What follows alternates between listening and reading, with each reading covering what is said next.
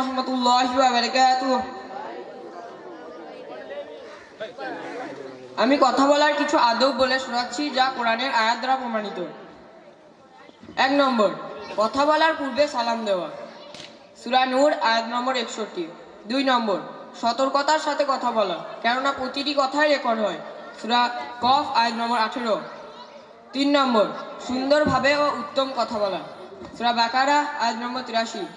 4 নম্বর, অনার্থক ও বাজে কথা পরিহার করা, সূরা নূর আয়াত নম্বর 3। 5 নম্বর, কণ্ঠস্বর নিচু করে কথা বলা, সূরা লুকমান আয়াত নম্বর 19 ও সূরা হুজরাত আয়াত নম্বর 2 থেকে 3।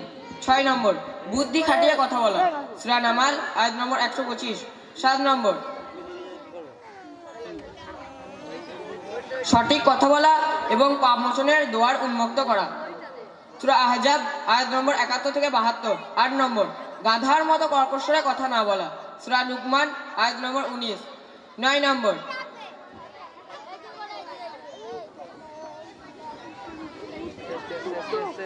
মাশাআল্লাহ। এরপরে কিরাত করার জন্য ডেকে নেব